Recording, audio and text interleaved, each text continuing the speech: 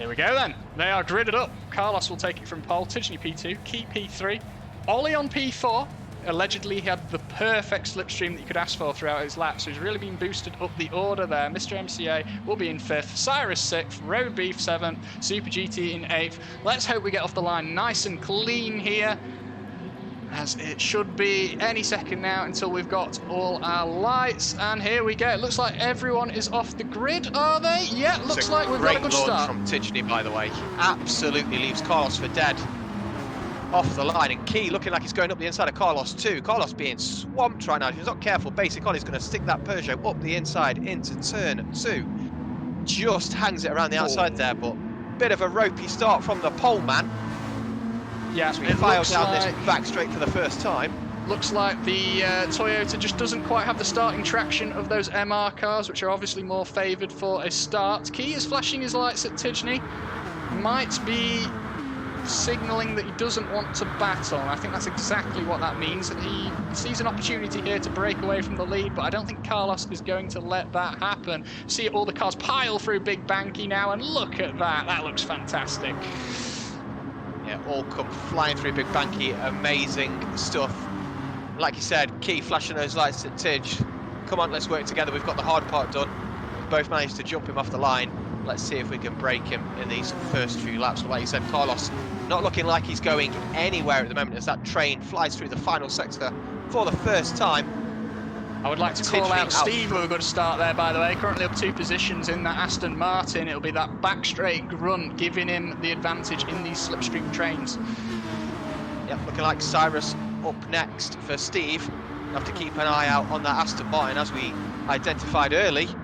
Yeah, it's good down that back straight. Carlos looking up the inside of Key into turn 1. This Key is a dangerous game for really Key. Well. Yeah, dangerous game for Key and Carlos. Tidgeny will disappear into the horizon if you give him the opportunity to do it. That's exactly what we saw at Spa in the first Content Creator Special. And you know what? He's already got the slipstream gap. Yeah, battling hard into sector 1 on the second lap of the race. Probably not ideal tactically, and they've both left themselves really, really vulnerable to Ollie, who's right behind. Yeah, Ollie so well up there. And now look at Steve dispatching the pack, now up in P5. And the battle further down the field, we'll just get a camera shot somewhere in the mid-pack. As you can see, it is just not settling down anywhere in this field, and there's no way we're going to catch this all on camera with 15 cars all going at it. And you know what? 67 laps to go. Yeah, Steve, I tell you what, these guys, I think he's just got past Basic Ollie, or he's battling Basic Ollie just behind there. These guys are really, really vulnerable from that Aston next lap. If they continue to battle, could find himself in second position pretty quickly. Carlos has kind of recognised the danger and has got his head down, trying to bridge that gap to Tidge. Tidge really wide, actually, through the final corner. They're carrying loads of speed. Yeah, I think Carlos got himself past Key and realised he had the better pace, as we saw from qualifying, and he's like, right, okay, let's crack on now and catch Tidge. Meanwhile, it seems like Key's fighting for his life a bit here, isn't he, as he seems to just be shuffling down the field. Meanwhile, Steve trying to make it happen around the outside, but Ollie blocked that off nicely, but that hung him out to dry from Road Beef, who's now got passed into P5. Yeah, Steve basically trying to be a bit cheeky and get around the outside of Ollie into turn 1. Ollie basically showed him the door, and that allowed Road Beef to jump up the inside into turn 2. Really nice opportunistic move from the American in that bright Porsche. He's defended well from Steve there. You would have from expected Steve, that. and that'll inadvertently put him up the inside of Ollie there. And it's a real train. You can see all the way back to P9 there. Nothing more than a second between that huge group. And look at this, Carlos already up to the back of Tidge, and we've got a battle for the lead. Absolute dogfight on this third lap of the race. Really bodes well for the rest of it. Like you say, Carlos all over the back of Tidge. That gap was at 9/10 at the end of the last lap. He's flying. See if he can get it done, but obviously if these two battle, they're just going to get dropped back into this huge train that we see behind them, and this is what we want to see as commentators and viewers of the race. We don't want Tidgeny to escape this time. It seems like Carlos was the perfect man to draft in to stop that from happening. Yeah, excellent pace, and he's got a bit of a decision to make right now. He can battle Tidge hard, but like you say, they run the risk of falling into the clutches of this group that is scrabbling around. You see Road Beef sideways in the background, a little bit of contact. Oh, look at this pack for P5 right now. Steve getting it sideways, that Aston Martin, big boot of throttle outside of turn 2, but keeps it for now. But it seems like Steve His early dash through the pack seems to be waning a little bit now. Yeah, it's been curtailed a little bit as he's encountered a bit of resistance from these two Peugeots and road beef. Really, really brutal fight between these guys fighting over this 5th position right now. Yeah, we've still got the Porsches of Key and Ollie going at it. It looks like to me that Key doesn't want any part of that battle, but Ollie's, I think, sending it for a bit of a good time. I think Ollie knows that he's qualified a bit above where he belongs in this field, and he's trying to make the best of it. But you see now, they're really, really dropping some pace to our lead too. I'll tell you what though, he's doing really well. He's driving smartly, staying in the wheel tracks of Key, using Key's pace, basically, to drag him forward with him and not fall into the clutches of this pack behind. So many positions from Ollie. So many position swaps. There's no way that we could possibly follow them all. As Carlos does now have the lead, but obviously the slipstream advantage, which is worth about 3 or 4 tenths a lap, now flips over to Tidgney, who's going to be the faster man out of this too. And this one is not over, not by a long shot. No, and I remember we've seen this a lot of times through IGTL World Series and other events where you'll see a car cruise up to the back of the leader with the slipstream advantage. And now we'll basically get to see Tidgney's true pace. If he stays with Carlos or even manages to repass him, you know, they're pretty much right there with each other. If Carlos drops him, Tidgney's in trouble. Let's watch Tidgney up to Big Banky here and see if he goes for that move, or see if he's going to be looking to work together with Carlos. I don't know if it was close enough for a lunge or not, so it's kind of difficult to tell, but I think he might be on the side of, you know, using Carlos to save a little bit of fuel here, perhaps. I know what Tidge is like. He won't be battling super hard this early stage of the race. Speaking of battling hard, look at this battle for P6. What on earth is this? Yeah, I saw J Concepts using that grunt of the Chevy to get alongside Steve into Big Banky. Steve defending hard though, and somehow manages to keep hold of that 6th place for another lap. But all this has allowed Road Beef to go and catch that gaggle of Peugeots in front of him. So at the minute we've got a bit of a Super GT rolling roadblock with about 6 cars there, all once in that position that he currently occupies. Yeah, it's, I assume Steve is going to be a little bit frustrated. He's now at this situation where he's got 5 cars behind him, all with slipstream advantage, which all want that P6 spot. And every time one of them goes to that P6 spot, they get further and further away from this P3 battle, which we'll take a quick look at now, as Road Beef now pulled all the way back up to it. Yeah, he caught those two so quickly. It'd be interesting to monitor the gap between these and Tidgney in front as well, because I think these guys have settled into a bit of a rhythm now. They've kind of recognised that front two's gapped them a little bit, and they're working a bit more tactically to try and close the gap to the front two, whereas the pack behind them fighting like crazy. I say that, Ollie showing his nose up the inside into Big Banky, and he's actually going to try and make that move work. Yeah. He will have the inside for the next corner, and I think Ollie will be hung out to dry a little bit, but very interesting. And Ollie basically making my commentary analysis seem absolutely worthless. They're not looking after each other tactically at all. They are fighting for every piece of tarmac, because Road Beef for a fantastic move. He might get them both. He's going to get both. He's No, Key now with the inside. It was almost done. Just unfortunately, that second corner there is a little bit difficult to maintain overlap with, as it is a fast one and one you barely brake for, so you don't really have the opportunity to lunge. However, turn number 1 is certainly a place where you have the opportunity to lunge. Key knows that as he goes all the way up to the pit wall, but he left a car width. What are you doing, Key? You never leave a car width when you're defending, as someone will take it. Road Beef there with a fantastic pass up the inside. I think Ollie almost getting through there too. That was very shades of Barrichello and Schumacher at Hungary. Just enough room on the inside for Road Beef to slide that Porsche through, and nothing Key could do down the inside into turn 1. Road Beef with some really nice opportunistic moves so far in this race. J Concepts breaking free of the P6 battle by the seams of it. Must have slipped his way past Steve and seems to have significantly more pace than that pack. And Cyrus now getting past Steve. It's not going so well, is it? No, slipping backwards at the moment, Steve. He's just in that, and we've all been there, where you're losing positions and it's frustrating, and maybe you start driving a little bit angry and you get a bit more ragged, and it allows more people to overtake you. And then the domino effect is you get more frustrated and drive more ragged. And that's, I think, what we're seeing happening at the moment with Steve. See here if he's got any answer to the pass that Cyrus just put on him.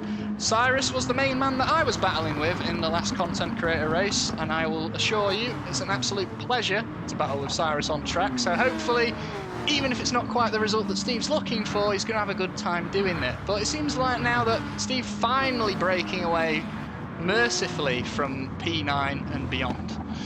Yeah, what Steve needs in this situation is just a little bit of an ally, someone that doesn't, you know, fight him too hard, and they can work together, get forwards. Maybe Cyrus is that man. They can work on closing the gap to J Concepts and the cars ahead. Steve just needs this race to just settle a little bit so he can refine that rhythm.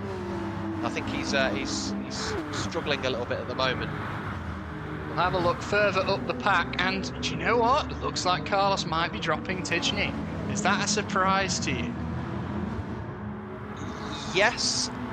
The slipstream's worth a decent amount around here. It's not a particularly long track, so you would anticipate Tidge would stay with him. I mean, he did for a few laps, so I mean, we're focusing on that battle behind. Maybe there's a little bit of a mistake from Tidge. It's difficult to say, but yeah, that gap looking pretty ominous at the moment. Look down to Road Beef, who currently has the best of Key and Basic Ollie, but they're both not going anywhere, and I'm very, very surprised by Ollie's pace right now, and he's just doing fantastic. It's great to see. Yeah, he's doing fantastically well. Really, really holding on to these two. You wouldn't think that he has a pace detriment or anything like that. He looks like he's really, really happy in that 5th position. He's really, really putting some respect on that Sabine Tribute car right now. Absolutely. Can't ask much more. The true test is this, you know, we're 9 laps into a race. It's a lot easier to maintain that pace for 9 laps. We're asking for 69 laps of this kind of pace from Ollie, so we'll see where he is come the end, but the early signs absolutely fantastic. J Concepts appears to be closing into this pack, by the way. Yeah, that gap is coming down for certain. So 1.5 seconds at the moment. Let's check in on that gap again. I'd love to see that Corvette on the podium. No bias there, of course. I'm perfectly unbiased, but no, that Corvette's my favourite car on the grid. Get it up there, son. I was going to say even over the pugs. Even over the pugs. Super I think GT. You nailed your colours to the mast pretty firmly there. Super GT with the position back from Cyrus. As I'm not sure if they are working together or not. Obviously, they might be doing slipstream slingshots, which is a good option. As you don't lose, if you think you're very similar on pace, you can slingshot each other, and you don't lose that slight momentum that you do when you bump draft. So that might be what they're going for here, but we'll have to keep an eye on them and see if that's the case. But this string of cars all the way down to P13, I believe it is, still very, very close. Yeah, this race in general has been a really, really close one so far. I'll be interested to see in the seats of these drivers at the moment what they're thinking strategy-wise. Still very, very early in this race. Obviously, a lot of them will have come into it with an idea of what they wanted to do. I had a quick sneak peek at some of the streams. I wanted to see what they were thinking, what they were saying, how they were feeling about their chances. A lot of them not sold on strategy pre-race. Didn't really have a firm idea of what it is they wanted to do. I think the crossover between the 1 and 2 stop got them a little bit stuck, Lewis. That's the intention, as it appears there that Cyrus actually went for the move on Steve, so I don't think they are slingshotting. I think this is a genuine battle for P7 that we're witnessing right now. I think they're both conscious of the fact that they don't want to lose too much time, but both of them still very much want to be in front, I think. Yeah, definitely. There wasn't many signs of teamwork going up that back straight. Cyrus leaving it late to duck out of the slipstream and someone up the inside into Big Banky. Not the last time we'll see that move this race, for certain. Look back up to Road Beef, Key and Ollie, as I am curious, and it seems there's some aggressive slipstream braking from Road Beef. Seems like he really wants to get away from Key and Ollie here. Yeah, that gap, it's kind of ebbing and flowing, isn't it, that gap? You'll see, especially coming into the first sector in turn 1, Road Beef using that Porsche's agility through the final sector to bridge a little bit of a gap, and then the Peugeots just in the slipstream gradually eating back up down this back straight into Big Banky, and then the cycle begins again. So I think he's trying really hard to break this toe at the moment, but those Peugeots staying with him. Doesn't surprise me to see Road Beef up there. Of course, a former World Tour attendee and someone who's still very much active in the North America top split scene. So a very, very quick driver there. Has stood on the podium at World Tour events before, representing Porsche, which is why he's brought that to the table, I suspect. Yeah, if you're comfortable in a car and you know what you're capable of in it, why not? Absolutely. We'll just have a quick peek at J Concepts to see if he's getting any closer, but I think he's a little bit stuck in that void between the P7 and P5 group right now. It doesn't seem to be closing in or losing ground to either. That gap has gone up, and if anything, J Concepts is actually falling backwards towards Cyrus and Steve. Interesting. I think we could see that battle resume. So very, very shortly. We've got an odd number of laps here, which means obviously if you want to pit at half difference, there's 2 key laps for you to do it on. But of course, pitting at half distance is not the only option here, as the 2-stop very much alive and well. Those racing cars are wearing it ×3. So you're definitely going to be feeling it if you stretch them out to the 1-stop. You also need a refuel. If you're on the 2-stop strategy, you will obviously take the fuel at the 2nd stop, so the car runs lighter for longer. We expect the cars to run out of fuel at roughly 70% race distance. However, we know some cars perform on fuel better than others, and we can't see right now whether someone's paying mind to their fuel gauge as they're driving around the track. That was one thing I was going to bring up, Lewis, as we were seeing the guys kind of decide on if they were going to fight or if they were going to sit and try and help one another go forwards. Again, obviously, it's been a little while since I've played Gran Turismo even remotely competitively. It's been a little while since I've played Gran Turismo full stop. So what's the status on fuel saving? Is it still as powerful as it was before? If you sit in the slipstream, is it noticeable? Are we going to be able to see these guys save a meaningful amount of fuel over this amount of laps and maybe make some time up in the pit stops? So because these cars were a full tank Group 3 car at 100 litres, with fuel consumption at ×1, you're not going to see too much of an impact here. In fact, obviously the fuel consumption is going to feel quite realistic. So fuel saving aggressively, going up and down the fuel map, not something you're going to see a lot of here, as that fuel is obviously going to take you 50 laps or so, and that's a long, long time.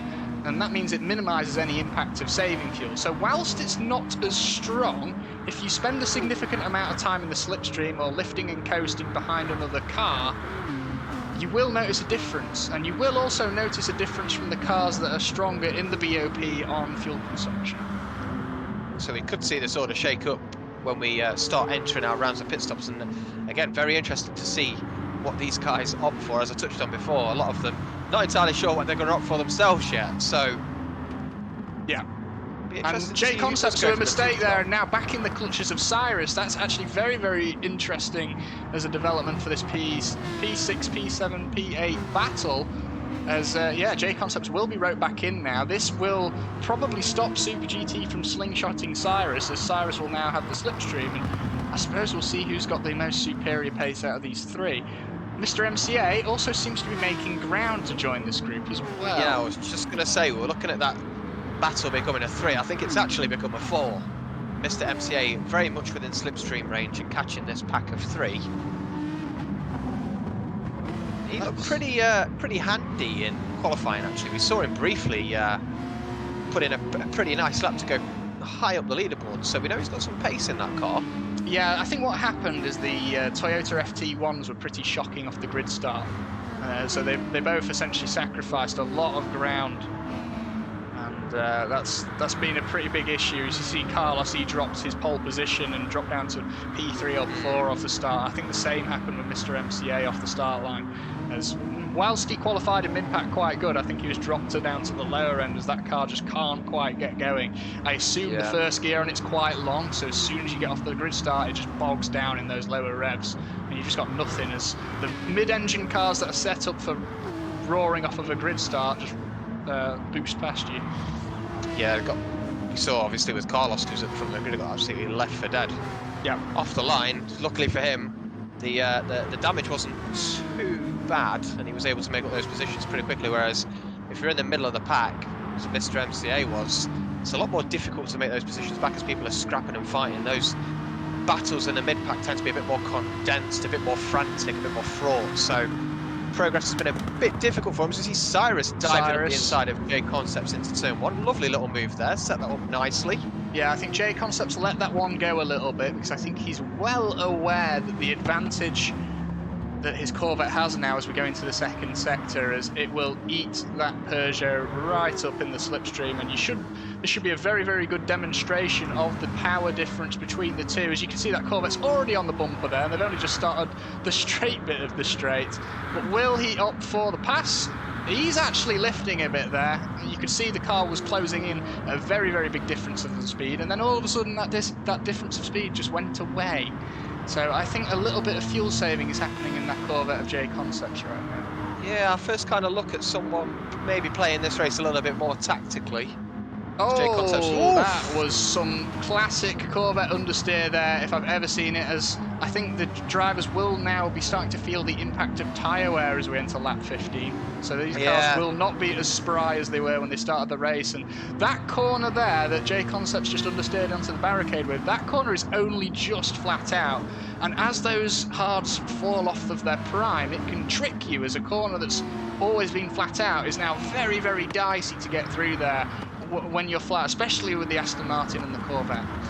Yeah, I think as well, obviously, what we're going to think with J Concepts, we spent the last probably 10 laps in no man's land, just driving the car, you know, not really battling or anything like that. And that's the first time in a long time he's followed a car through that corner, which, as we know, can upset the aero, can make things a little bit more understeery, and very, very, very nearly fell foul of that in a big way. Look at this, basic Ollie out in front of Key. If I know Ollie, he's going to be absolutely loving this right now. And Road Beef is breaking away. It's sort of what I expected to see here, that this will be the experience of Road Beef coming in and that World Tour pace. Maybe might start pushing towards the top two, but that's going to be a struggle, as we can just see Carlos now is tidged by 3.6 seconds. Yeah, some insane pace from the man up front. 3.6 seconds over Tidgeny in 16 laps is pretty nuts. Yeah, and that FT1, strong on tyres, not so strong on fuel, as far as I'm aware. So definitely Carlos will have the tyre advantage over Tidgeny right now. We should be getting into the pit stop window in about 4 or 5 laps or so, and then we'll start to see what people are thinking of doing in terms of strategy. I think Tidge will definitely go for a 2-stop in that NSX, because he wants fresh rubber on that as often as possible. Obviously, any MR car in Gran Turismo Sport, as you'll be well aware, can be a bit of a tyre shredder. Yep. Yeah, I think a lot of the clues in what these guys go for strategy-wise is in their car choices. Yeah, I can't see that FT1 2-stopping, but I can very much see that NSX 2-stopping. As Tidgeny there getting a little bit messy on the exit of Big Banky, gives you a hint of how those rears are doing on that NSX. Yeah, I think just going back, when we first saw Carlos overtake Tidge looked pretty comfortable behind him. It didn't look like Carlos was going to gap him too quickly. And I think maybe you're right, the extra tyre wear that the NSX suffers from probably started to play a factor, and Tidge is finding it really, really difficult to play with stay with Carlos even. We'll stay with Tidgeny for a lap, as you'll see Carlos in the distance driving around. We'll just see if we can get a hint of how the NSX is doing, some of the lines that Tidgeny is taking around here, because obviously whilst he may not be quite as quick as Carlos right now, he's certainly going very, very fast. So we'll give the camera just a lap here so you can check out the lines of a Gran Turismo Sport Pro. You see there the commitment on the throttle out of turn 3, very, very important, as the speed that you carry out there goes all the way flat through here down to Big Banky. If you catch that sausage on the inside of turn 3, it can be race ending. And now plunge down the hill, you're looking for that 50-meter board, brake just before it, as you now want to swing your car around. You take Big Banky at a much higher speed than you'd normally be able to take a corner of that sort of tightness because of the massive camber. And it's now flat through these S's. You want to take a little bit of grass on the inside of that second curve to help the car rotate around. brake just before the 50 board, send it in, get it rotated, back on the throttle before just a quick dab of the brakes and lifting a bit for the second part of those right-handers. Don't go too wide there because that curb will mess you up, give you dirty tyres. Brake at the end of this curb, send it into the final corner, and use that little bit of runoff there from the centre layout to give yourself a good exit onto the pit straight. Yeah, really nice lap from Tidge. You can definitely see the understeer creeping into the car, really pronounced actually through turn 1 and 2, where you're asking the car to give you a lot of grip at slow speeds, and you can tell he's definitely feeling the tyre wear a little bit in comparison to how quick and sprightly that car was at the beginning of the race. Still interesting to see how quick he was able to go through sector 3 though, so definitely some life in those yet. Take a look at the pace of Cyrus right now. That's a big mover since we last looked at this section of the track. Big mover as he's completely broken free of J Concepts and Steve. He's now pushing onto the back of Key. Yeah, he's flying at the moment. I mean, what's the gap between Key and that's come down dramatically. Cyrus, the man on the move at the moment, and the man with the moves, if you've ever seen his Twitter. Yeah, if you've ever seen Cyrus's Twitter, well, do yourself a favour if you haven't and get on there. Some of his, let's call them extracurricular activities that he gets up to outside of his sim racing are a bit of a spectacle, aren't they? I mean, for an old man like myself, even watching Cyrus's Twitter gives me a hernia, so not entirely sure how he manages it, but that man has got some serious moves. Let's see if anyone's going to be making a pit stop. I'd expect to see it around lap 22 to 23, I think. Anyone opting for that 2-stop. So we are getting close now, and that's obviously significantly going to be mixing up the pack, because if you're Tidgeney, you've got to be thinking, okay, where am I going to come out in relation to the 1-stoppers? Is that going to be holding me up? These are all going to be things that the guys will be thinking about. None of them will be taking fuel in the first stop, so there will be quite short stops. Yeah, exactly. So many considerations when you're there right now. You're thinking to yourself, do I, mirror the guy in front of me? I really want to stay in the slipstream being so powerful. If you're in Key's position, for example, you're with Basic Ollie, who you know is in the same car as you, who's probably thinking about the same kind of strategical play as you. So you're kind of buddying up, and Cyrus actually joining them in the same car. So could see those 3 Peugeots even work together strategically to give themselves the best chance later on in this race. Yeah, certainly. See Steve now, he's ahead of the pack of Mr. MCA and J Concepts. J Concepts really is going backwards. I do feel for him there. I think it's some of that classic Corvette tyre wear kicking a little bit on the front end, really feeling the understeer. I know that all too well as I have many thousands of miles on that car. But Super GT managing well enough in the Aston. I do wonder if he's regretting not staying in the Peugeot. That's what he ran at Spa. Yeah, the Pug definitely looking like the choice of the 2 right now. Oh, and there's J Concepts. J Concepts, the first man to blink. 20 seems pretty early to me. Right, so now we'll get an idea of the pit stop length. How much time is it going to cost him? Where is he going to come out? So, if you're not aware, I'd like to explain to everyone that there was recently a change made to Gran Turismo Sport. The pit length, after much community complaints on the old pit stop length, has been massively increased on every circuit with the goal of making them all a lot more realistic. So, of course, GT Sports pit lanes work as though you enter at the pit entry, you teleport to your pit box, you take whatever time it takes to drive to the pit box. The game essentially simulates it, even though your car isn't driving, it's teleporting. And then your car spawns in the pit box, you get your work done. For tyres, that's 3 seconds, and for fuel, that's however long it takes your car to be fueled with the litres that you've put in. And then your car is released and teleported to the exit. So they've gone through every single circuit in the game, and they've looked at how long it would be taking you to drive to the pit box under the speed limiter in the pit lane, and they've made the delay before your car spawns in the pit box more accurate to real world. Tracks like Bathurst will now take you 20 to 25 seconds between your car driving into the pit lane and you actually appearing in the pit box. But it is good to see. I mean, this game's been in a life cycle now for almost 4 years, right? I mean, it's good to see them still making active changes to things like that. I mean, it was pretty ridiculous, the pit length. Some tracks being about 3 seconds. Exactly. Another two guys diving into the pits. We've got Adventure in that Scooby and Rory just behind him as well, looking at making stops. So those two firmly nailing their two stoppers. I'm just Very paying attention to where they're coming out as Adventure comes out behind Team VVV, who has not stopped yet, and Rory just a little bit further back there. So they've gone for the two-stop, I think, because they realise they're more towards the back and they don't have a lot to lose in terms of getting stuck in traffic. When, of very course, interestingly, if you're we've got Rory in Tidgeny, the Peugeot going for a two-stopper. Yeah. So I think he just sees all the space that he's got behind him, and he can really now knuckle down. Obviously, we've seen that battle for the lower positions has been roaring pretty much all race, and I think some of them might want out of it. And they go, if I pit now, I can have a little bit of clean track and really knuckle down. And by the time everyone else pits, I can break free a little bit. You see, Tidgeny, there we go. We were speculating. Tidgeny into the pit lane. Let's see where he comes out, actually. We will follow this. So this is mighty, mighty interesting for Tidge. He needs to not land in traffic if he's going to have a chance of catching Carlos. Yeah, absolutely vital to get some clear track so he's able to use that fresh rubber to the maximum.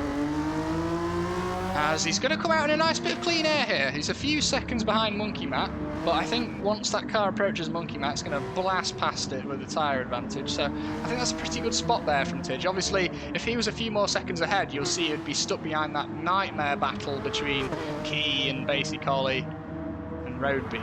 So it's a good spot there. Very interested now to see Tidgeny's pace and how it compares to Carlos out front.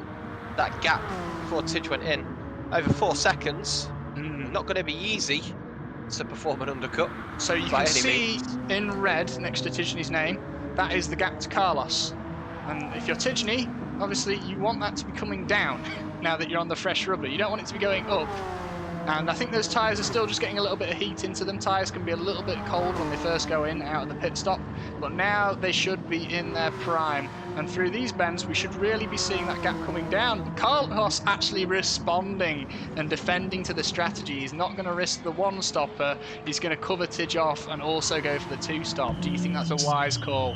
I think that's actually a really smart play. I mean, if you're leading the race, you just mirror Tidge and you just basically protect yourself.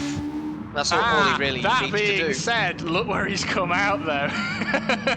As he is now just 1 second, or more like 2 seconds behind this huge battle that's been ongoing and raging for P3 for pretty much the whole race.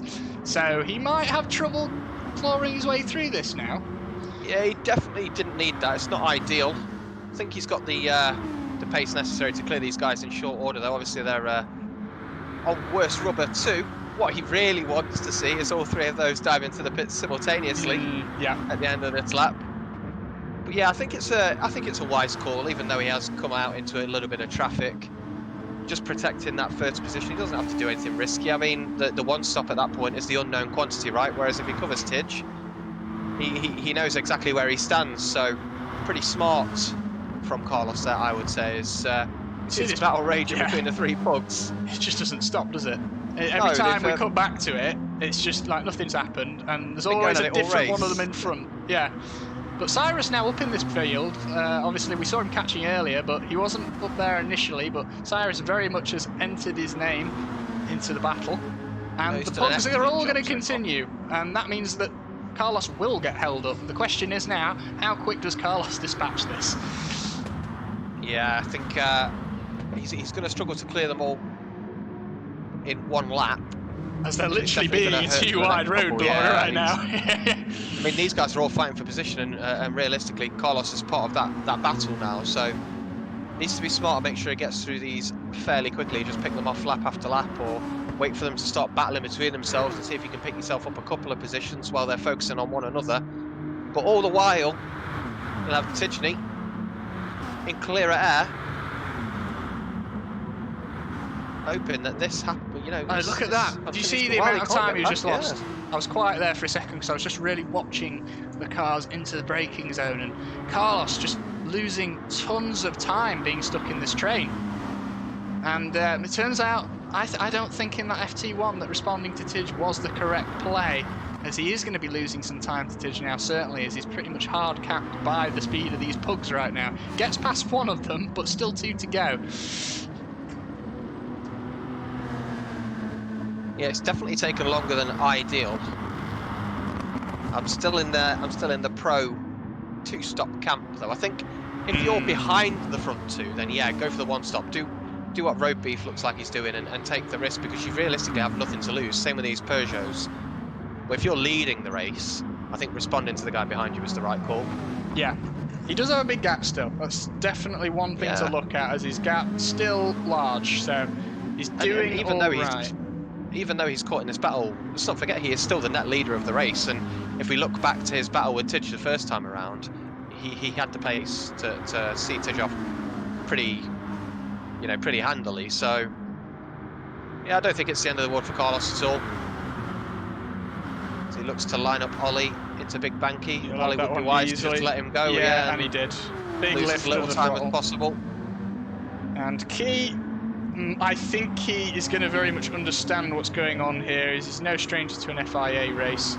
Should understand that Carlos's car is going to be much, much quicker, and I don't think Key's going to put too much of a fight up here. That also being said, Key will be wary of letting him go on the inside, because obviously Ollie can also slip up as well, right?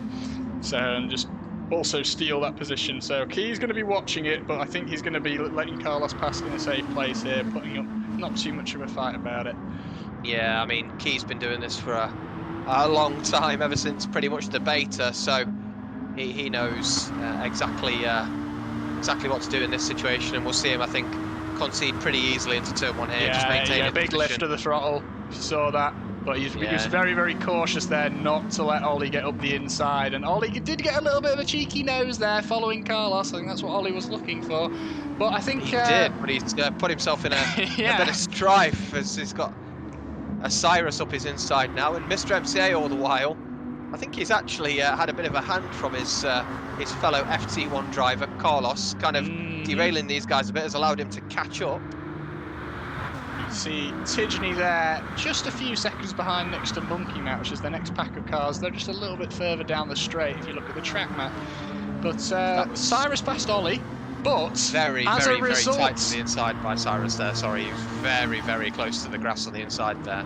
As a result of that he's a bit nice, but look at the gap to Key now. It's Key also getting the assistance from Carlos, pulling him away from this field at last. And I think that's what Key's been looking for a long time. Yeah, I mean, we were saying at the start of the last lap, Key's been around the block. He's a wily operator, and I think he played that one pretty damn well. Let Carlos in a really nice position where he wouldn't lose a lot of time, and used that slipstream down the back straight to give him a hand while these guys were too busy fighting amongst themselves. And this really now is Key's chance to break away from this pack. Cyrus's pace, though, in the second half of this first stint has been really, really, really impressive. He was kind of mired in that battle at the start. It's Key with a big oversteer moment. Yeah, that is there. A sign that those tyres are diminishing on the old Pug. And we're going to see, I suppose, which is the superior strategy, as it looks like the field is more or less 50-50 split down between the 1-stop and the 2-stop approach. Obviously, the window for 2-stopping has now closed.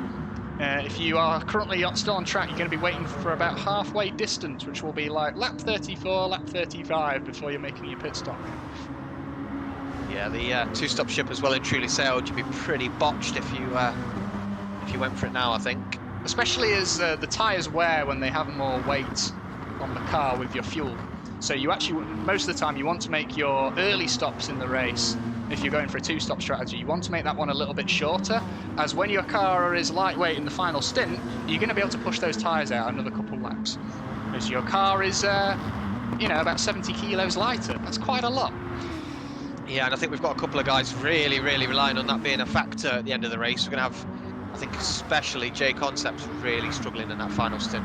Very, very, very early pit stop. Remember, end of lap 19, he dove into the pits, and we had Adventure and Rory following him in not too long after that. I think they're going to struggle towards the end of this one. For sure.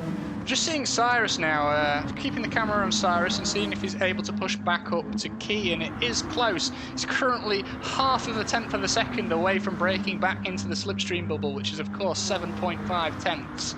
Not quite able to do it here. Not yet. honestly been really, really, really impressed with Cyrus the second half of this race. One of those drivers that at the beginning of GT Sport was probably what I would describe as kind of your tier 2 driver in that kind of bracket where they were still really, really savagely quick, but not quite on the same level as you'd say your people fighting for World Tours or Manufacturer Series or anything like that. But his improvement over the time that this game's been out, he's been dedicated to it, stuck to his task, really focused on improvement, and he's turned into such a good driver. Certainly has. And see, he's now back in that slipstream radius. So you'll see that right now, Cyrus actually has favourable pace over Key, which is a bit of a surprise to me. Well, yeah, and Basic Ollie as well, still just behind them both. Well and truly a factor in this battle.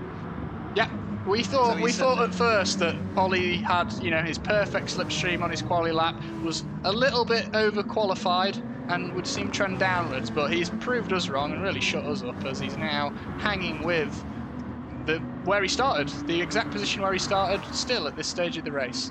So, he's done really well, and that just says to me that he should have backed himself and gone for more laps in quali rather than boxing it. You never know. You never know. If you've got the opportunity for more laps, take them. Always. Always. See there, Cyrus had the overspeed to put a nose on the inside, but chose not to. So potentially some fuel saving also happening in that car. Obviously, the guys 2 stopping are yet to put any fuel in the car, so we're yet to see fuel as a factor. We'll start to see fuel be a factor when the 1 stoppers go in, as obviously they have to take their fuel on their single stop. The 2 stoppers will be taking their fuel on their second stop to keep the car lighter for a longer period of the race. So that whole can of worms has not even been opened yet. Really looking forward to seeing how the strategy plays out. The races so far have been absolutely fantastic, especially super close between this group that we've been focusing on for the last few laps. I'll tell you what, the pace of these Peugeots, Carlos hasn't exactly disappeared down the road. No, I'm just seeing him going into turn 2 now. That second pit stop is going to be worth longer, of course, because it's the one with the fuel in it. I think this second pit stop, I think you're looking at about 12-13 seconds for delay of your car appearing in the pit box. You're then looking at 3 seconds for changing your tyres, and then you're looking at 1 second for each 5 litres of fuel, which they're going to be putting quite a bit in. I think they'll be like somewhere around, you know, a good third to half of a tank going in a lot of these cars. So maybe you're looking at another, depending on how well you've done a fuel saving, I think you're looking between 6 to 10 seconds of refuel time. So when you total that all together, that's quite a long time in the pits. I think you're going to be looking 20-second plus pit stops here easily, which is really going to mix up the field, especially if they jump in at staggered times, you know?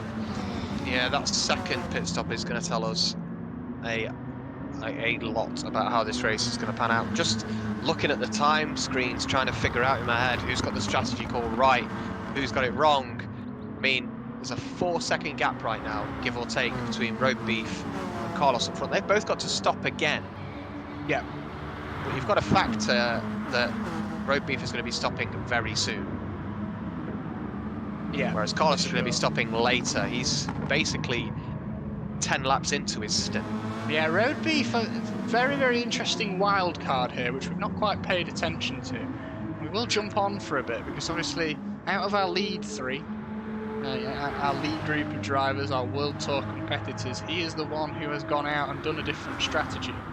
And right now, on track, he is ahead. The interesting thing is, both these guys owe a pit stop, but the pit stop that they owe should be the same length. Meaning that if Road Beef is able to stay out in front of Carlos and defend from Carlos successfully, he will be able to win the race. This should end up being settled on track and not in the pit windows. So I think that's very, very interesting. Yeah, the one thing I'm seeing so far is Carlos is catching Road Beef very, very quickly. He is right now, but of course Road Beef is due to pit in about 2 laps' time. At which stage, Road Beef will then switch to being the one with the stronger tyres for a few laps. Carlos will pit later on in the race, he'll come out behind, and if that speed overlap isn't enough for Carlos to get the move done and ditch Road Beef's going to be a factor. It's all going to down it's all going to come down to that tyre offset, basically, at the end of the race. And if the two stoppers have got enough of a tyre advantage at the end of the race to make the moves forward through the pack. Now, speaking of pit strategy, we've got the one stoppers in. Basically, bit key early. the first bunk.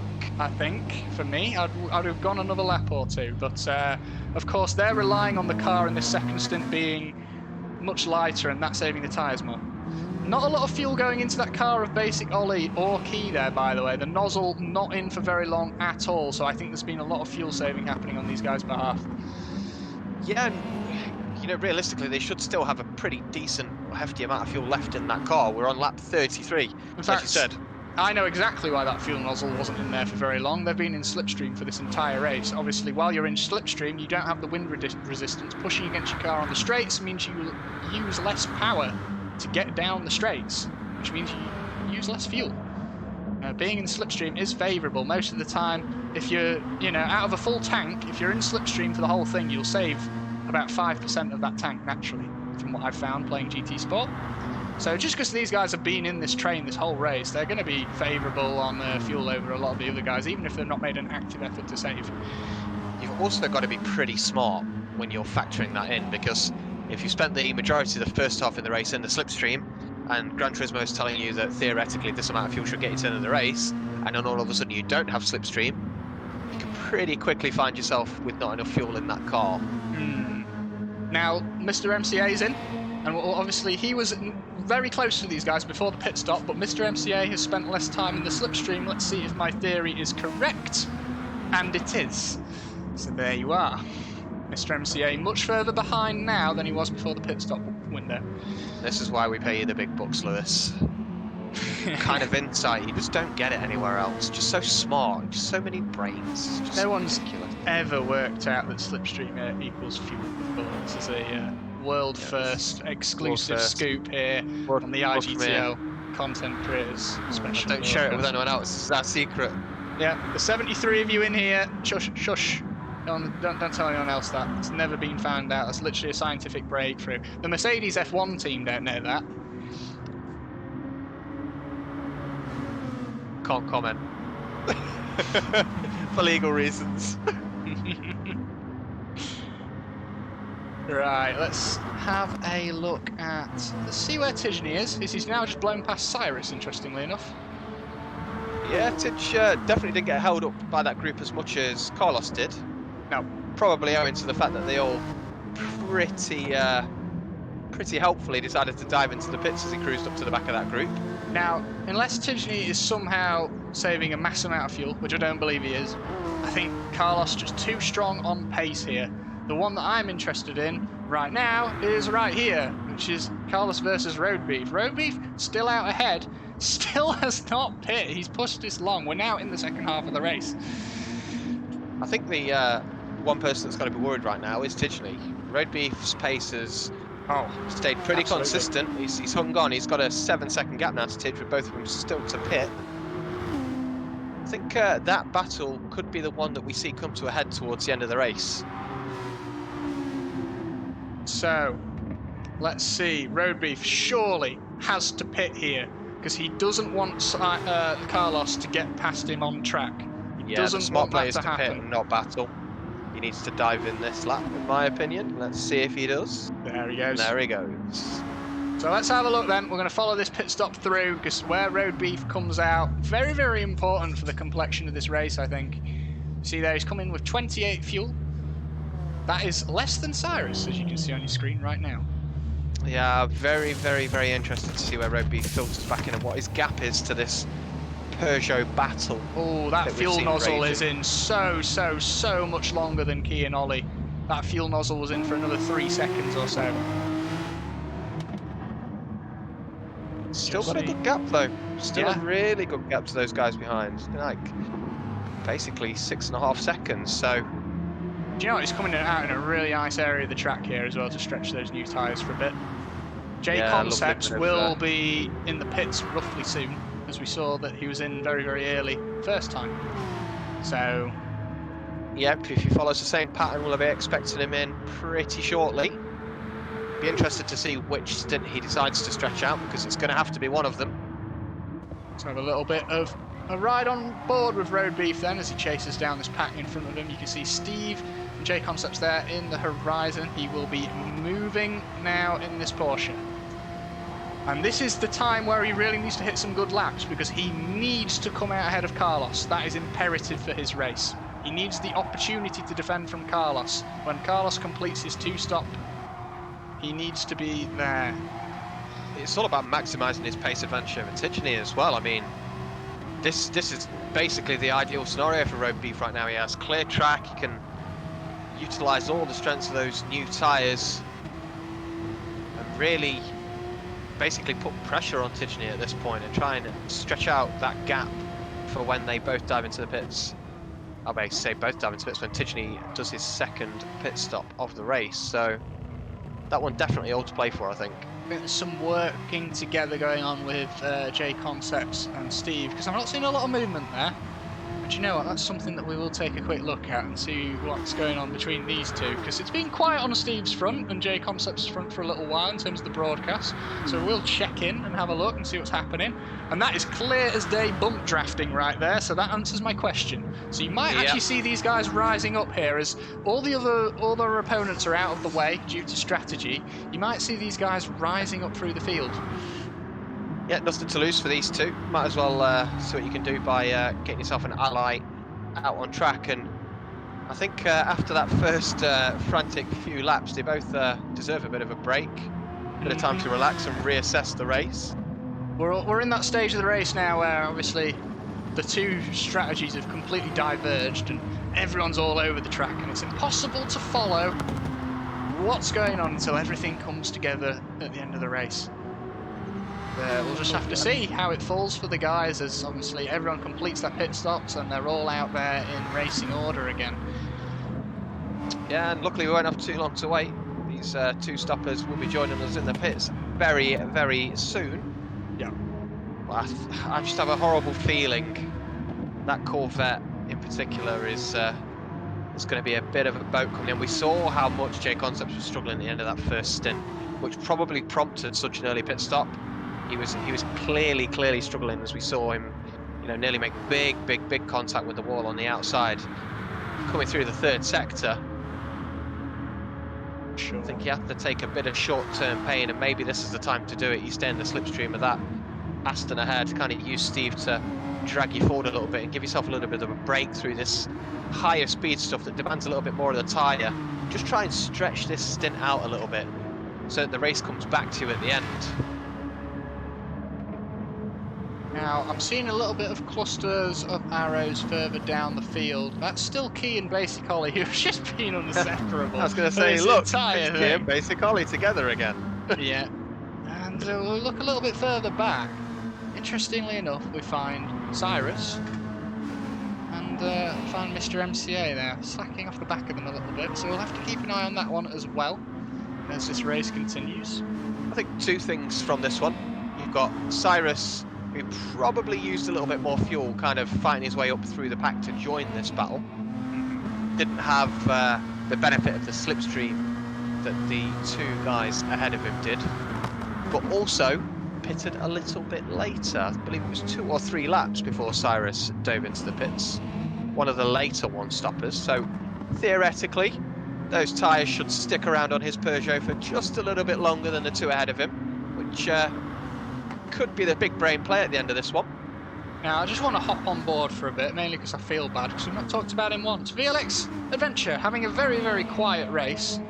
We're not seeing him in any of the major battles. I think he was towards the back of that train that we were commentating on earlier in the race. But yeah, it seems to have had a really quiet midsection of the race, and I dare say that he is pushing up the field now as it progresses.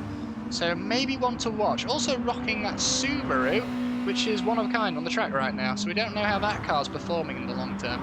I was just about to say, always a fan of someone that goes for something a bit different. Obviously, a few of the guys have identified that the Peugeot, the FT1, etc. are pretty decent choices, whereas Adventure's gone on his own little adventure and picked the Subaru.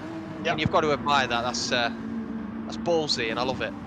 Yep, and I don't think the Subaru's in a bad place right now, so we'll just have to see how it works out for him long term. He certainly seems to have broken away from that pack that he was battling with earlier on there that we caught him. Obviously, he was around the same area as Monkey Matt and PX Cam, and no longer is, so... Yeah, definitely. It looks like he's moving forward. So I actually don't know. Adventure was one of the first to pit, wasn't he? He was one that came in the lap believe so. after we saw J Concepts in, right? He pitted alongside Aries. So interesting. Interested to see again how his race unfolds. Got that second stop to make.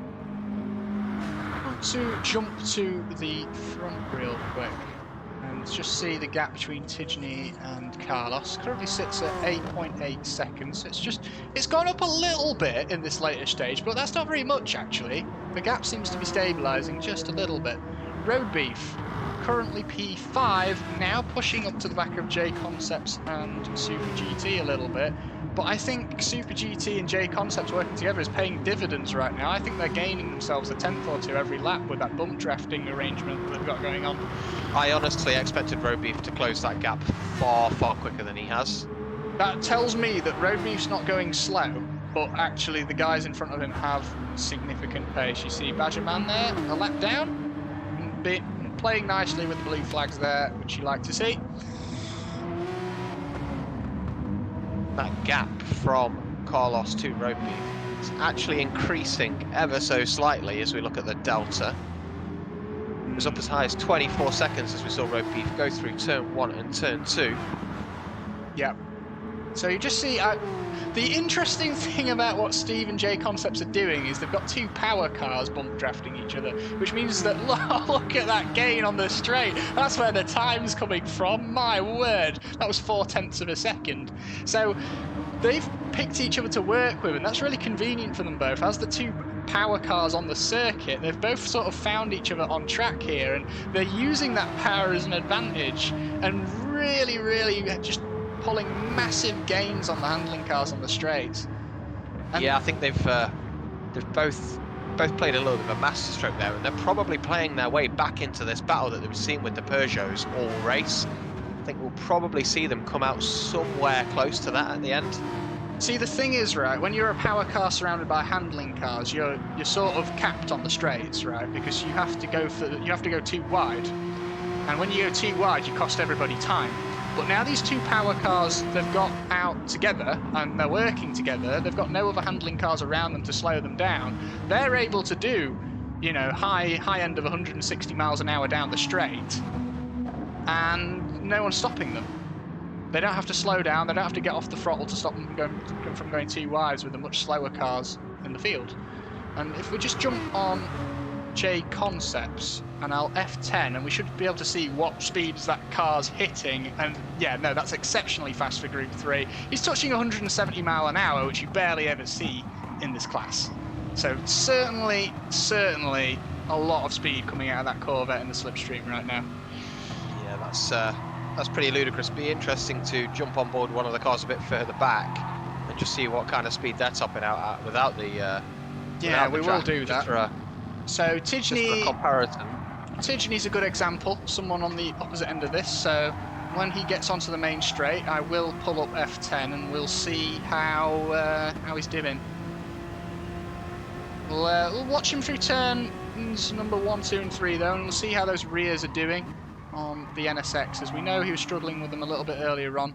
Seems like a little bit of oversteer there that you could catch, but not too bad. Seems to be under control. Yeah, it looks controllable. Nothing too horrendous. Again, a little bit of oversteer through 3. You can just see the rear basically trying to do everything that Tidge doesn't want it to do. And here we go then, speed trap time. 170 miles an hour out of the Corvette, and the NSX is going to be going for barely 160. Yeah, that's the difference right there, and that's where that lap time's coming from between Steve and J Concepts right now. Very, very interesting stuff. And it's crazy, isn't it, really? Because you think, what is 7-8 miles an hour, but in racing terms, yeah, it's everything. It's huge. so much. I'm not joking when I say it's rare to see 170 miles an hour in Group 3. Yeah, and I have the sneaking suspicion that Corvette's probably got a little bit more on it. He got out the power so early at the end of that straight when he was behind Steve there. Yeah. Big lift and coast before he got onto the brakes for Big Banky. Just going to check in with our best mates, Key and Ollie, just to see if they've somehow separated. Of course they haven't. Don't be silly. These two, I think, all the way up to lap 69, are going to be within about 5/10 of a second of each other. Cyrus pushing so hard, you can see in the background. Pushing so hard to try and catch these two. And get back into that slipstream that he's been in for. You know, the second half of that first stint, we could see he had the pace to battle these boys. He just needs to bridge that gap somehow. Get back into that slipstream area. Kind of needs these two to stop battling and do him a few favours, but they're doing a really good job at the moment of not doing that and just staying. They're in that tantalising area where they're close enough that you know they're close enough to catch, but they're not close enough that you can do anything about them. Certainly.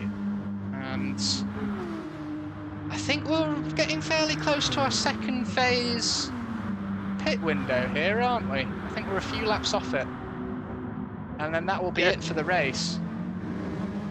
They're definitely extending this second stint as opposed to the first one, and like you said, it's probably to do with the fact that the cars are getting a bit lighter now, a bit more forgiving on the tyres.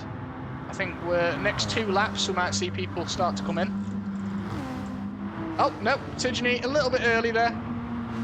18 litres of fuel remaining in that car. He's now going to be fueling that to the end. We will keep an eye on this and see where he comes out, because obviously this is very interesting in terms of the development between him and Road Beef. Yeah, that is a big refuel.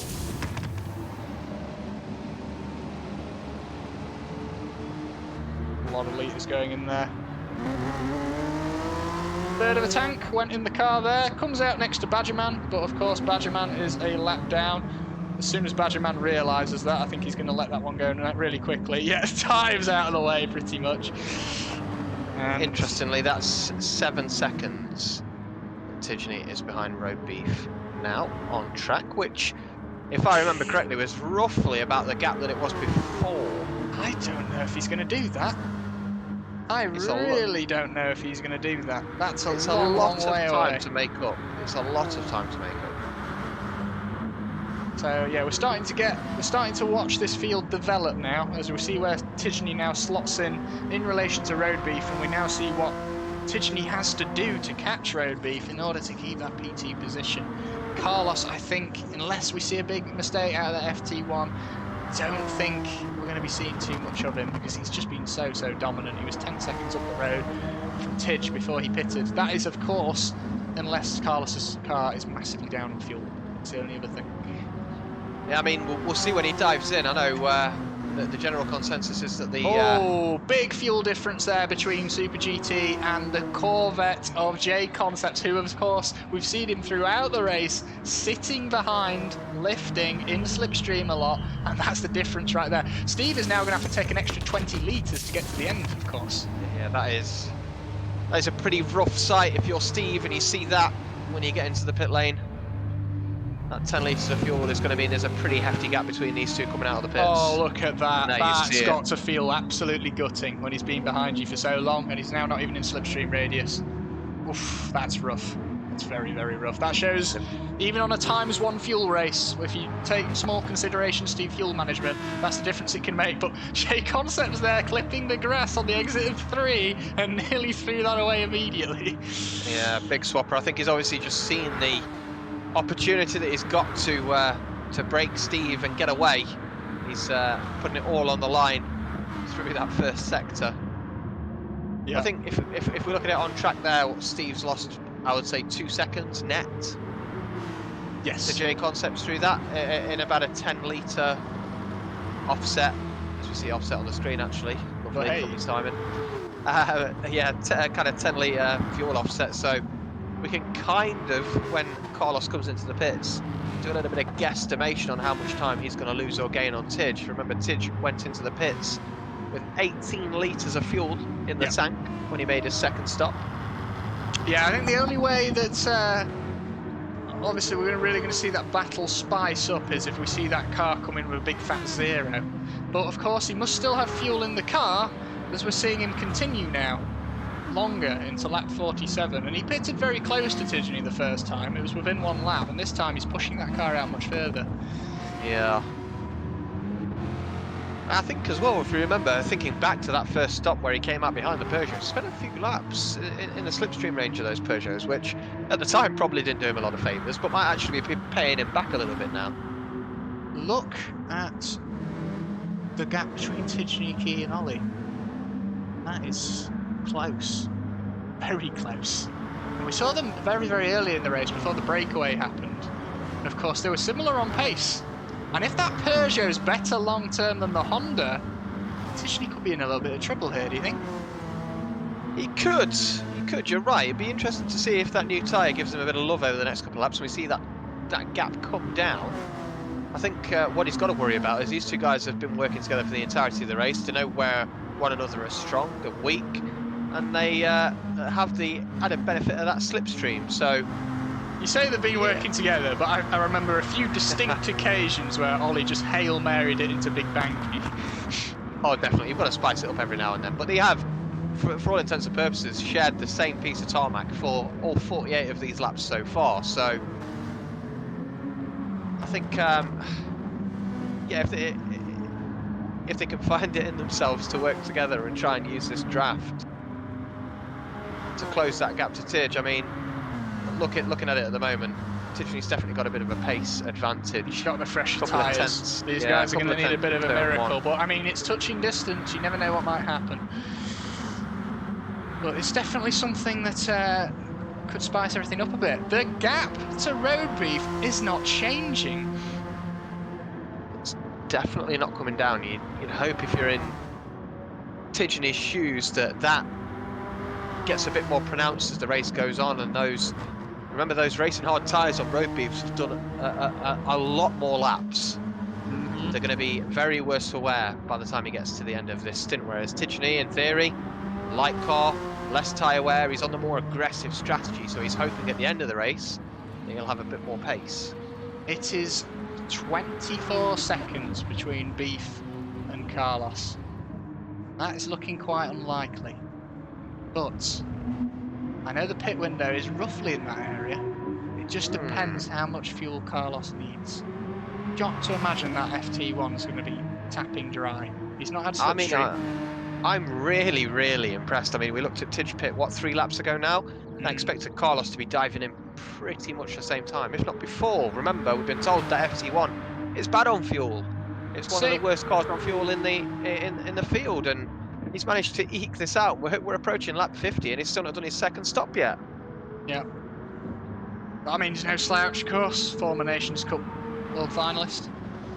So he's okay, I guess. He's pretty good. I mean, is he peak Rosso season 1? It's 2. Okay. Never mind. All right. He's played that pretty well. Not gonna lie. Okay, let's see. He's done a good job. Here we go, Beef. He needs to be out ahead if he's going to have any chance, or at the very least in slipstream radius. But I think it's a bit of a stretch at a 24-second gap. But here we go. We're going to find out. And if you're Beef, you don't want to see that car popping out just yet. He's definitely exiting. There he is. It's kind of close, but I think he's got the buffer that he needs. And I don't think Beef's going to be able to do much from this distance. There's now much, much, much fresher tyres on that FT1. Yep.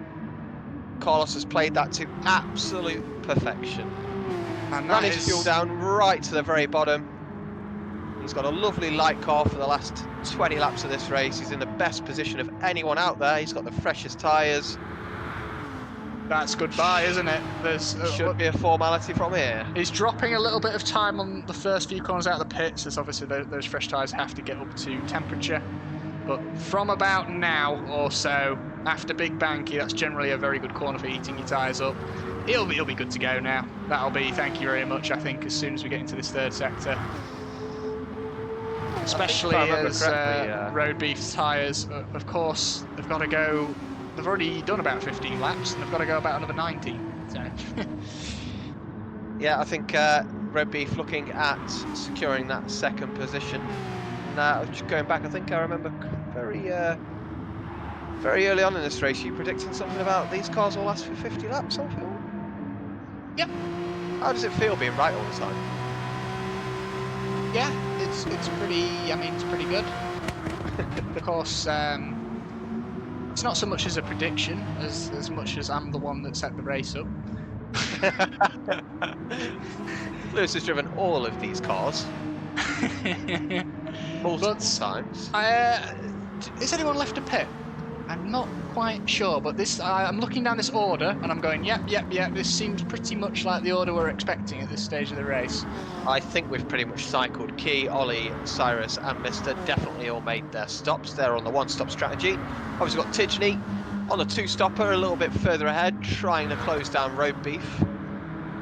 It's possible that Matt may not have pit. Yeah. Not sure on Matt. J Concepts and Steve has actually closed that gap back up to that Corvette. Steve, not letting J Concepts go now. So it is possible that if J Concepts has underfueled, not taking the fact that he won't be into a slipstream into account, it is possible that that Corvette's underfueled right now. Just something to watch. Yeah, he definitely spent a long proportion of that first stint in slipstream, and obviously we saw him working together in the second stint with Steve for a long period of time in the slipstream as well. So could be watching that fuel gauge rather nervously in that Corvette. Certainly could.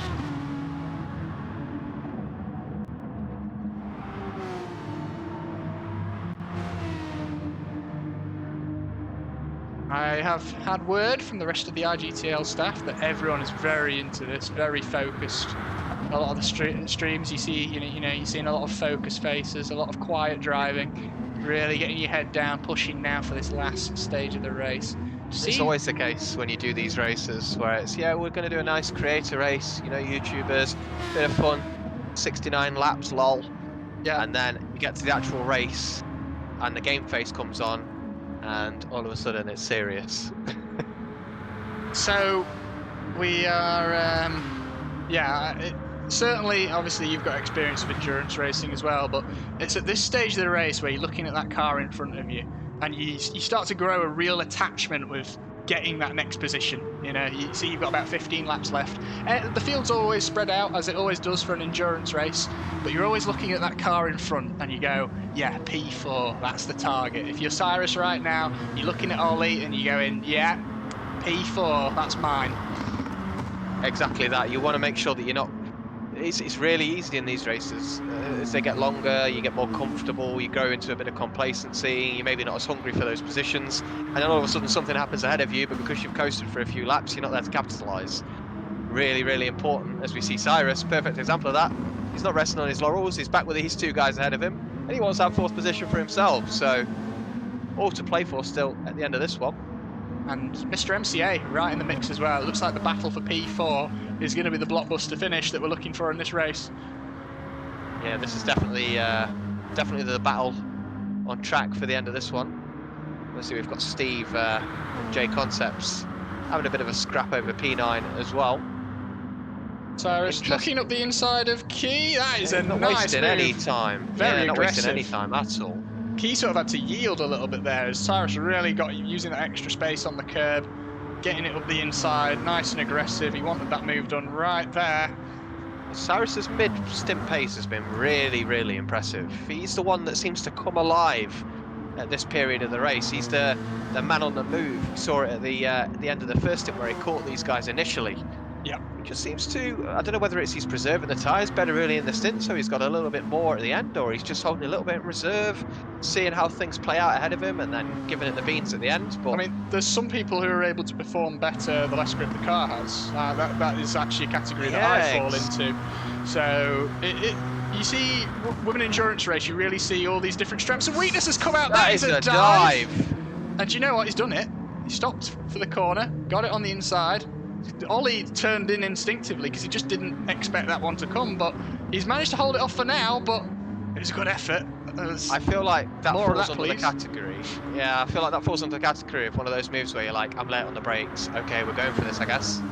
that was pretty late from Cyrus. into turn 1. Certainly, maybe a little bit of scrutineering there to do it on the replay, but this battle's going to continue. Oh, He 3 sees an wide into the opportunity to go banky. 3 wide.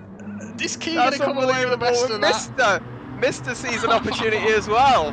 Cyrus, the big loser there, down to P7 for his trouble. Now, Key rubbing along with Ollie as they're now going to go into the third sector. Ollie's got the inside, double right-hander coming up.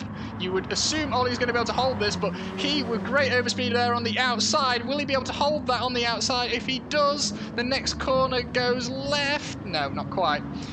Good effort, Ollie really good effort. Yeah, I thought Key for a second was going to hold that round the outside. Ollie did really well.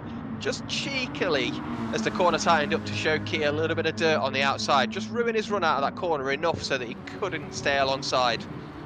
And now Key all the way up to the pit wall, looking for the inside of Ollie once again. Turn number 1, good overtaking opportunity on this circuit. Pushes Ollie a little bit out wide there, a little bit questionable in my opinion, but that's not caused any major upset as Ollie now tucked into the slipstream as they go down to Big Banky, and Ollie, I think, is going to have a receipt.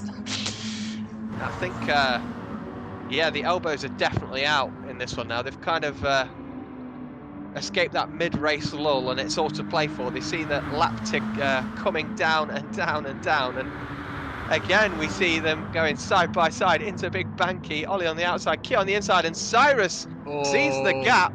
Do you know what? Ollie looked for the exit there, but Cyrus was there and blocked his exit off. Walked him. Doesn't need a second invitation, Cyrus. Absolutely not. Now, third sector once again. Will Ollie take a lunge? I think he was looking at it for 1 second there, but not quite close enough. It's going to be turn number 1, I think, as these fellas in this train right now seem very, very fond of sending them down into turn number 1. They just need to be careful. Remember, we saw it early on in the very first stint. Key got himself a bit of a gap. They do not want to undo all of the hard work of staying in this group by fighting too hard amongst themselves, to keep an eye on that car out front, because you can already see it's only a couple of car lengths now, but if they start fighting through this first sector, all of a sudden that becomes 4 or 5. Yeah. And if this battle rages on for another 13 laps or so, Nathan, this group behind them, it's not that far away. If this gets very, very aggressive and they're very much compromising each other's lines, yeah, don't know.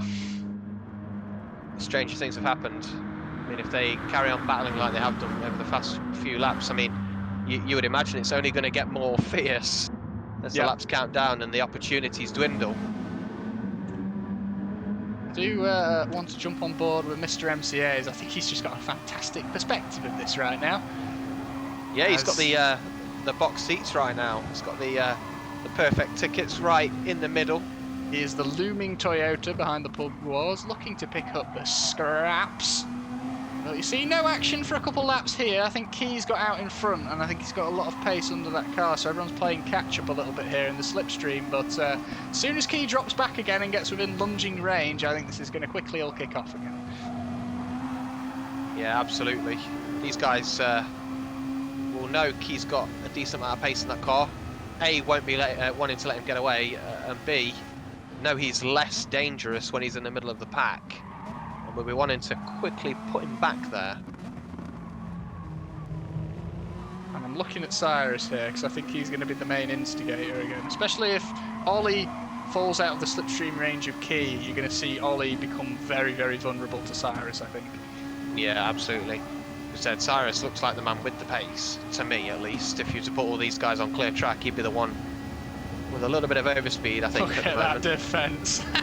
That is, all the way up to the wall. And then Ollie's going to go for it anyway, I think. He was just too much speed there in the braking zone. I think Ollie isn't quite sure how aggressive he can go at that angle into the corner, because of course, when you drive that inside angle, it's completely different to the racing line.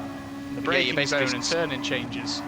Yeah, you're basically squaring it off completely. It requires a completely different approach to the corner and can catch you out if you're not used to it, for certain.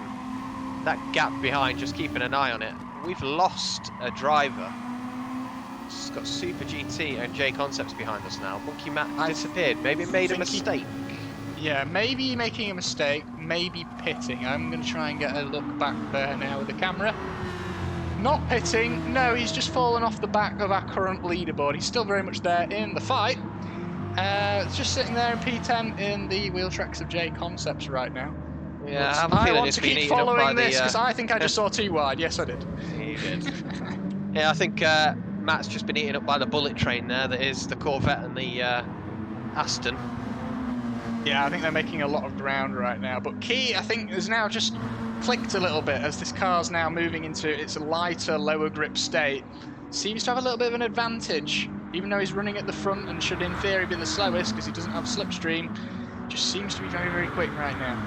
I think at the moment Ollie's almost a cork in the bottle. You can almost tell by the characteristics of the car. Cyrus looks poised, it looks direct, it looks quick, especially through the first sector, whereas Ollie looks like he's a little bit laboured, a bit of understeer, and maybe struggling just a little bit more.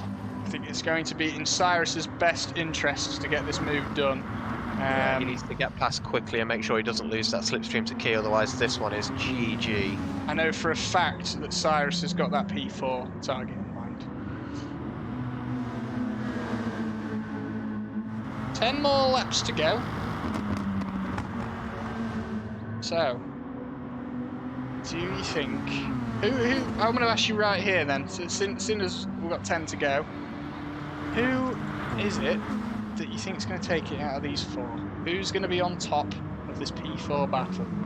Well, I think... Oh, that was... Ooh, nearly clipped the bit of a grass and mistake turned from that. Cyrus. Yeah, he just went a bit hot into turn one as I was just about to big him up and nearly binned it.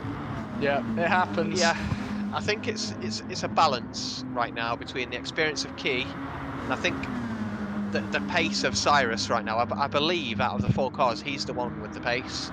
Just what it looks like to me by looking at his car and judging the pace at the end of the first stint as well. He looked like he was the man on the move. So yeah, I think if Key gets away, he's got it. I think if Cyrus can stay with him, he's got a good chance. But Ollie's really surprised me throughout this race. And grass there for Key. It's going to be dirty tyres into these right-handers. So might lose a little bit to Ollie. Yeah, that's allowed Ollie right up. Yeah, definitely that gap bumper coming back down again now.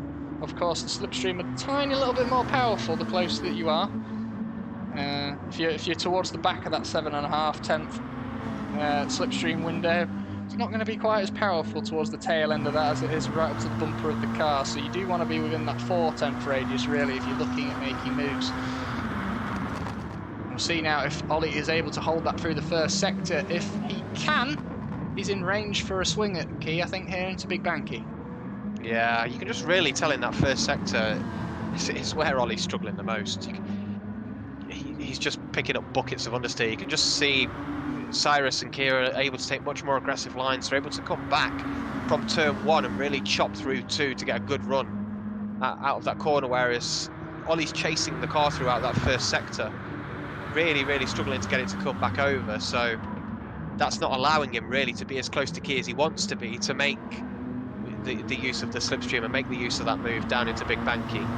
I think Key's doing some nice, unpredictable slipstream braking. Nice and fair, of course, but he's doing a little bit of slipstream braking, which is making it really difficult for those guys to maximise the slipstream down to Big Banky, which is just losing them, a car length or so, which makes all the difference. It's always something I find really frustrating when I'm in a following car, when someone does the weave to break slipstream, especially when it's too early to do the weave to break slipstream. Just something that's for some reason always irked me. I'll be sat there behind them in the car going... Of course, you're allowed to make one defensive move and you're allowed to make one move back to your line, and that is what Key's doing here. But he does it at random parts of the straight, and he does it in quite an aggressive motion, meaning that it becomes quite difficult to follow. And you want to be in that slipstream all the way down the straight, as it's going to give you the most overspeed. But when Key does an unpredictable break, say like a third down the straight, and dives towards the inside wall, and you're not quite ready to follow it, you pick up a little bit of wind resistance, and you don't quite have as much overspeed. He's going to do it again here. He's going to look like he's going straight, and then he dives over to the inside, and then once to get to the inside, he'll dive back towards the wall. Yeah, and you just see it takes Ollie a little while just to time it, and that's what it takes. Cyrus looking up the inside into Big Banky. That's a late one. That is a late one, and that was certainly... I'm not sure if there was enough overlap there on Cyrus's behalf. Definitely wants to make that happen. Definitely getting more frustrated now. Yeah, and you I can think... see he's trying to make that move happen, but he's trying to make it happen in the wrong places. He's actually put himself under a lot of pressure now as Mr. looking up the inside. Yeah. It's that final sector, and again, these three battling is putting him at risk. Key's got that car length again that he didn't have before. That's So he did all the hard work disastrous over for 4 laps. Cyrus. Certainly, Yeah, he's now dropped out of slipstream radius from Ollie. If Ollie can keep picking up the slipstream from Key, and if Key is the fastest man out of this group, they're all going to lose touch. Yeah, it's just one of those where you've got to be a little bit more patient. You've got to time your move a little bit better. But Cyrus making absolute leaps and bounds in that first sector, and we're seeing it time and time again. A bit of a pattern there, as Ollie looks a little bit weaker through that first sector. And do you know what? Cyrus has almost completely closed that gap. It's honestly almost at the point where it's like they've got different setups on the car, or they're driving different cars. That's how. Wow! Did you see that break? That was the most aggressive one. Yeah, they didn't even rejoin the original line. Yeah, that was a big chop. But yeah, it's almost like they're driving different cars. They've got such different approaches to Sector 1 and Sector 2 in particular, where you'll see Ollie really struggling, but then he gets back in the slipstream and he's able to hold Cyrus off. I think, just going back to Steve and Jay Concepts, it looks to me like they're closing the gap to this. Probably not quick enough, but they're definitely more in touch than they were. Yep. Yeah, they are approaching closer. And again, in the last few, they've been... Key and Co have been quite lucky here, because obviously Key has been able to get out in front and really put some good laps down, which has stopped the battling, which in turn has stopped Steve and Jay Concepts getting closer. However, in the next 5 laps or so, if this all resumes and kicks off again, they're going to be in trouble, because those two are hauling ass. Yeah, remember as well, those are 2 guys that are on the aggressive 2-stop. These are the guys on the 1-stop, where the tyres at the moment are going to be pretty poorly. Yeah. Oh, I see Cyrus there, Drift King onto the grass. Likes a bit of drifting, does Cyrus, but now's not the time for it. I've seen him doing the downhills on his stream. Right, which brake's Key going for this time? Obviously, he does it differently every lap, so you can't predict when he's going to go for it. And Ollie doesn't actually make an effort to follow him at all there. And I think that actually cost Ollie the chance at running at him. I think that really did. He was a lot closer than he thought, I think. And when Key dove back across, he basically chopped Ollie's nose off. It was so close. Now then, Ollie very, very close, and if they both get it flat out through this corner, which is possible, Ollie's going to have a chance, and here we go, defensive move from Key, looks for the outside. He's not going to have the overlap to get anything done, but potentially a switch back here. It's difficult to do, though, because those corners are placed so closely together, but even just that slight defensive move, look how much the pack bunches up. Yeah, this is Key vulnerable into turn 1 now. Closest Ollie's been for a number of laps. Key looking like he's struggling a little bit up front now. And look at the gap on the track map to the pack behind. It's not very far now, as they're now right visible. And here we go. Right there. And it's only going to get closer as we battle into turn 1. Ollie hanging it round the outside. Key shutting the door on the apex of 2. Ollie's surely going to have the best run he's had for laps and laps and laps here into Big Banky. He's potentially in that slipstream window where he's going to be able to clear him before he even gets to the corner. We'll have to see. Stay close. Not let Key's game affect him. Aggressive brake, and Key's going to hold this barrier all the way down to the corner. But Cyrus is going to have the slingshot as well, I think. If you're Cyrus, you really want to go out wide here. Oh, he overcooked it on the brakes and gave the position away for free to Mister. He just got too close. He just needs to stay out wide, take a nice slingshot out of the corner, because those two are always going to compromise each other on the exit, and that was his chance. And now Ollie, a little bit of grass. He had a chance there and threw it away again. Running out of time here. Those guys behind are so close now. They're so close. I want this to go crazy, and I want in the last 2 laps those guys to get involved. That's the finish I'm looking for right now. They're here already. They're here already. Honestly, in 2 more laps, they're going to be on the back of this. I'm telling you. Right, here we go. Turn number 1 again. Ollie once again, well within striking distance. Key knows it. Aggressive brake to the inside. He's going to hug the pit wall all the way down. Ollie's going to find a way to go to the inside still. I don't think Key realised he was that close, as Very, very nice move there up the inside. Judged the braking perfectly, judged his spacing and took that one. Will he be able to defend it into Big Banky? Is Key still right there? Yeah, really nice move from Ollie. And I was just watching Cyrus around the outside of Mr. in the background as well. Really nice move on the outside of 2. Be interesting to see if Key replies immediately into Big Banky. Oh, he looked for space that was not there. That was seriously close. He went for the classic Senna quote there, if there isn't a gap, create one. Didn't quite work out. But he definitely went to create a gap. That was almost a full-on airplane crash. But Ollie going to hold on for now. Power Squadron behind them there is now not a corner behind. No. They've got the big boys on route. And do you know what? You know the massive advantage they're going to have going up to Big Banky to get that on-track position as well? Oh, it's scary for these guys. Very, very scary. I wonder if they realise it. Yeah, I think they're so locked into this battle right now that maybe they're not appreciating these 2 guys that are coming up very, very, very quickly. As Key, that's a dive. That's a dive, misses the apex, but it's a fair move for the time being. But Cyrus, will he be able to go all the way around the outside? He's certainly looking for it. Not quite got the traction to get on the power as early as he needed it, but Ollie the big loser there, losing out to both of them. But Cyrus going to have the chance finally to lead this pack into Big Banky, as he has looked like the fastest driver out of the bunch. Yeah, Cyrus did really well to occupy the space. He went for the outside line, but those tyres are giving up and you can't do that anymore. That corner is not as flat as it is at the start of the tyre stint, and he's thrown that one away. That's twice now in commentary that I've just been about to sing Cyrus's praises and he's nearly binned it. So I'm going to do him a massive favour and not mention him for the rest of the race. This corner here will be one that's getting very scary now. That second part of those S's in the second sector is only just flat on the hard tyre period, but now these tyres are really falling away. Hitting that corner perfectly is going to be very difficult. And we saw it exactly as you said it, with Cyrus brushing that outside barrier. And guys, it's happened. This second pack, there they are. Here.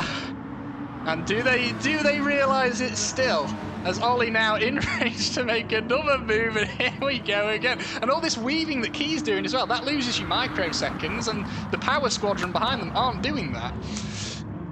No, they've done a really, really good job. We're analysing it in that stint earlier where we're like, you know, is this going to pay dividends at the end of the race? And it's looking like it is. They've done a really good job of looking after each other.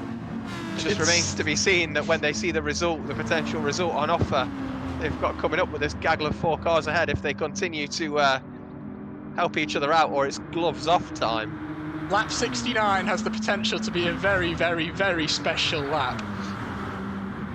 Which, there you go, always make your races 69 laps. As it is now, the battle continuing between Key and Ollie. Key just giving barely enough space, running him all the way up to the curb, able to hold the position defensively once again, only just.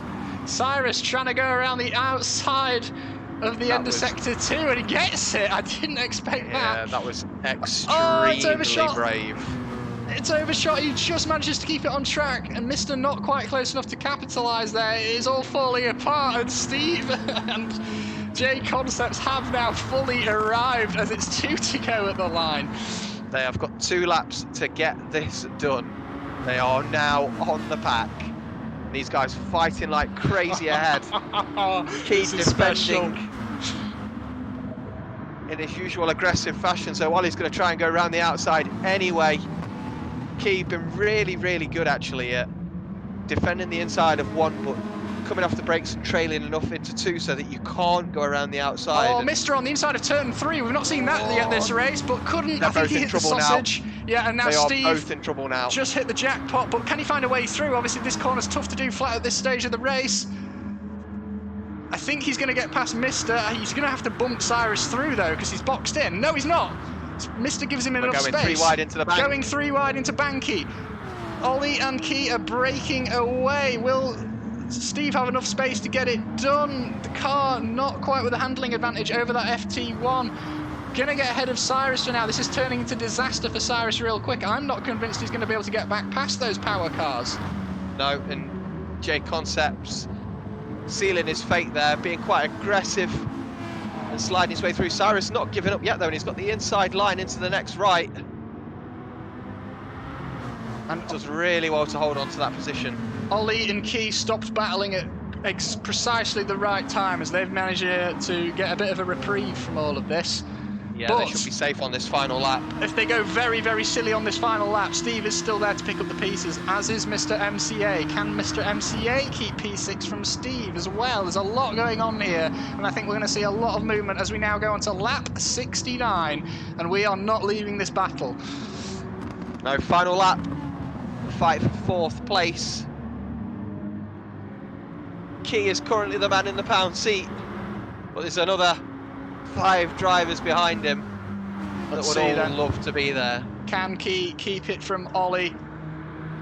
Super GT is on the inside of Mr. MCA. Ollie is just not close enough to create a move. Super GT pulls into 6th place, as is Destiny, but can he hold it through the 3rd sector? That FT1 is not going to be able to be fast enough to make a move through the S's. It's going to be the double out right-hander and then the final corner. Carlos just took the win, but we knew that already. What we don't know is who's getting P6 or even P4 for that matter. Ollie's down the inside, sorry, he's made contact with Key, sent him wide. And you know what, I'm not sure if that's fully clean. I'm not sure if Key's going to forgive that one going into the final corner. Meanwhile, Mr. MCA is 2 wide with Steve. Cyrus is there as well on the inside. It might be 3 wide into the final corner. And it's 3 wide run to the line. We're going 4 to the line. Basic Ollie gets Key, Super GT gets 6th place. Mr. MCA had 7th place from Cyrus by 0.036. J Concepts losing out there. Monkey Matt will take P10. It's going to be Adventure defending from PX Cam as well for P11. He's got a 0.4 second penalty. He's going to need to get rid of that on his run down to the straight. I'm not convinced he's going to be able to. And in a bit of panic has run wide. He's not going to have time to burn that penalty. And PX Cam is going to get P11 as well. Good battle between those two, which unfortunately we just weren't able to follow because there's so much going on. Rory will take P13. Team BBB and Badgerman already finished, being a lap down. But Road Brief was able to hold it from Tidgeny, and looking at those final results, it looks like he wasn't even able to close in. No. Just had that pace in the second half of the race, making that one-stop strategy work. Carlos with an absolutely faultless run